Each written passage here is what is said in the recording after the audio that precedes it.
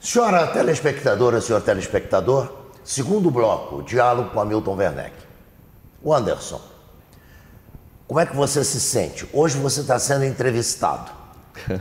A qualquer dia, você está todo dia na telinha, você entrevistando no Retrato Falado, ali com o Juca, com o Gazé. Como é que você se ajusta a essa situação? Eu acho interessante, né? Porque parece até psicólogo às vezes, né? Porque muitas vezes quando a gente é entrevistado, a gente acaba respondendo com outras perguntas, né? Eu tento evitar isso ao máximo, mas é o espírito de jornalista, né? E a minha profissão é jornalista, né?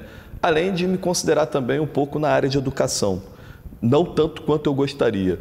Então, política não é profissão, né? Política é uma parte da que você oferta, né? O seu tempo para aquela função, mas não é uma função permanente. Eu acho que o telespectador, o eleitor brasileiro, está esperando esse perfil. Político não é a profissão.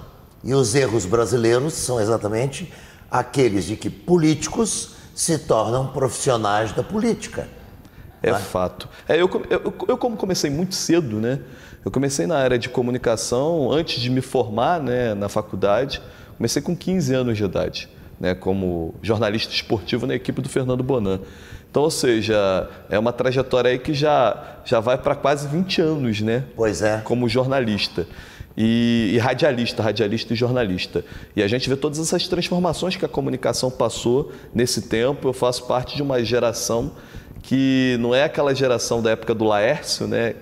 Pessoa que eu tenho a maior saudade e que foi um dos grandes mestres para mim, mas... Laércio Ventura. Laércio Ventura.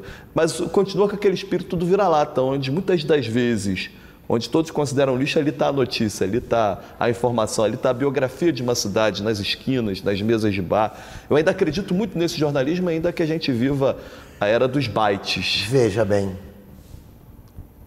quem descobriu e fotografou os irmãos necrófilos? Um jornalista da Voz da Serra. Foi o Curti. Um dia eu cheguei ao jornal, o Curti pegou um material com a fotografia e disse assim: eu estou muito aborrecido porque a revista tal lançou esta foto, mas não colocou o crédito. Quando o Curti pela primeira vez encontrou esses dois meninos, ele disse: eu não me senti bem. Achei que ali não daria boa coisa. Por um fator, eles gostavam por prazer de matar aves, passarinhos, etc. Matar por prazer. E o Curti achou que havia ali um desequilíbrio. O Curti tinha isso, ele uma percepção, percebia, né? Algumas coisas. Tirou a fotografia, guardou e disse: tem até um artigo pronto aqui. A hora que esse problema estourar, eu já tenho a matéria pronta. Que interessante, que história interessantíssima. E hoje há filme, que não Macabro. Foi feito no Brasil, Macabro o filme. É o nome do filme. A região de Janela dos Andorinhas viveu momentos muito difíceis e muito sérios em termos de segurança. O Curti farejou tudo isso. Impressionante. E essa história vai se perpetuar por muito tempo, quiçá virar mitos e lendas, né, em cima dessa questão.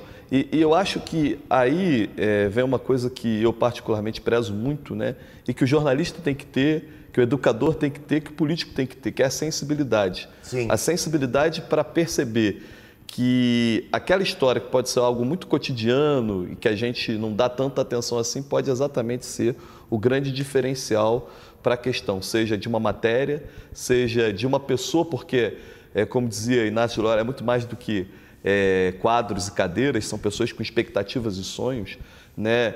E como político, porque são pessoas e não há nada que importe mais do que pessoas. Pessoas é o fundamento principal da política. Interessante. Você foi vereador, eu te conheci, você trabalhando no Colégio Anchieta. Depois você foi vereador e continuou o mesmo. Você foi deputado estadual e continuou o mesmo. Ganhou a eleição, perdeu a eleição, continuou o mesmo. Se apresenta como candidato a prefeito de Friburgo e continua o mesmo. Como será o Anderson Nogueira se vencer a eleição? Eu quero continuar sendo o mesmo.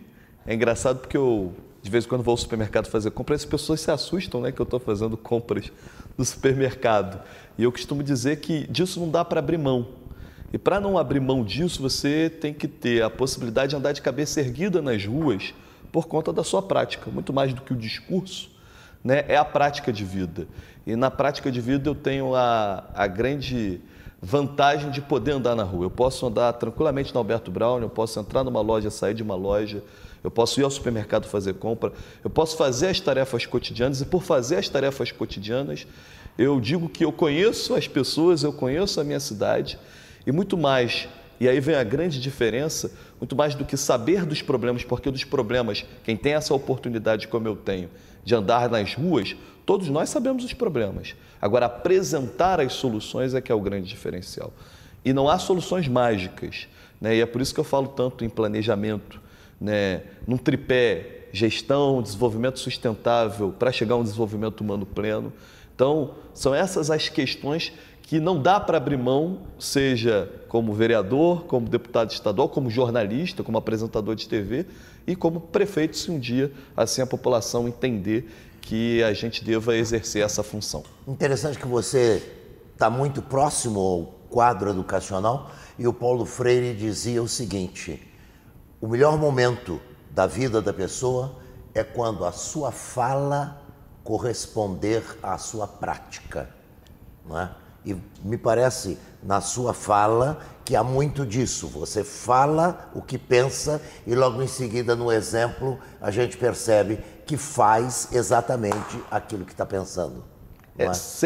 Você só pode ser refém das suas práticas, né? Dos seus hábitos, se tornar refém dos seus hábitos. E saber também transformá-los no momento que devem ser transformados.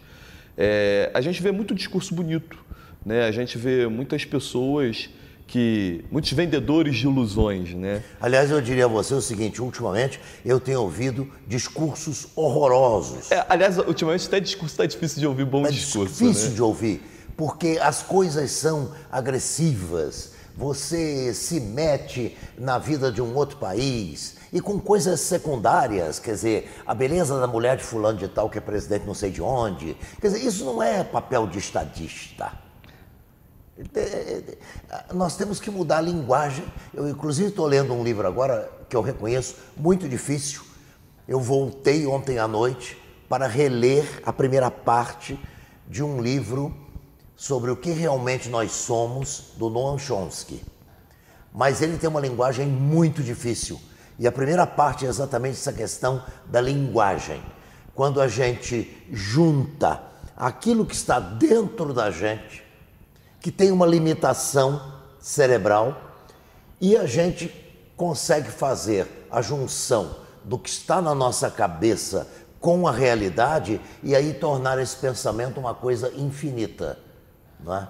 Mas é muito difícil o texto, de modo que eu estou levando uma verdadeira surra na leitura desse livro do Chomsky, mas muito interessante, porque a gente tem que tomar cuidado com o que a gente fala, não é? Como que a gente fala, para quem a gente está falando, não é?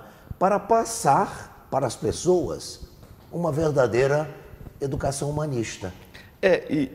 Mas eu acho que às vezes tem muito de tática, de poder nesse tipo de fala, para justamente desfocar o tema, né, de discussão e os temas centrais, que hoje particularmente a gente está falando de reforma da Previdência, de grandes reformas administrativas, e o país acaba não se vendo numa discussão sobre esses temas e não vendo reflexos que acontecem em outros lugares, porque a gente devia estar discutindo, por exemplo, porque o Chile vive essa convulsão social e que é muito defendida atualmente o modelo chileno como modelo ideal e que se prova que não é tão modelo ideal assim. De repente o Chile explode como a Primavera Árabe explodiu, estava tudo quieto, de repente explode, parecia que estava tudo bem, agora aparecem dados.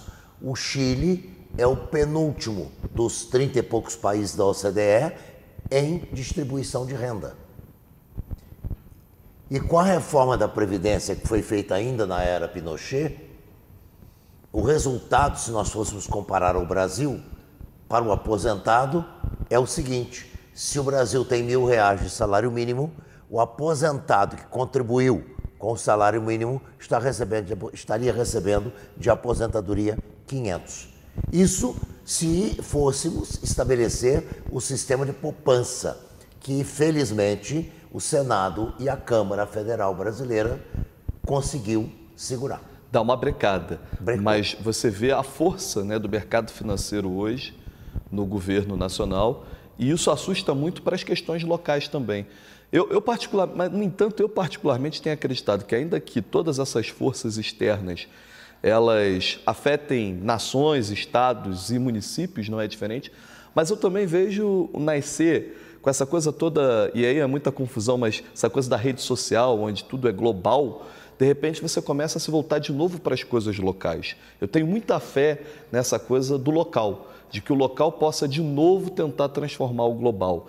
E a gente tem que apostar nisso, porque se essa não for a nossa aposta, infelizmente a gente não tem muito o que fazer em termos dos nossos bairros, da nossa cidade, da nossa região e assim por diante. Outro dia eu perguntava a uma pessoa: qual é a expectativa de vida do brasileiro? Quanto você espera viver?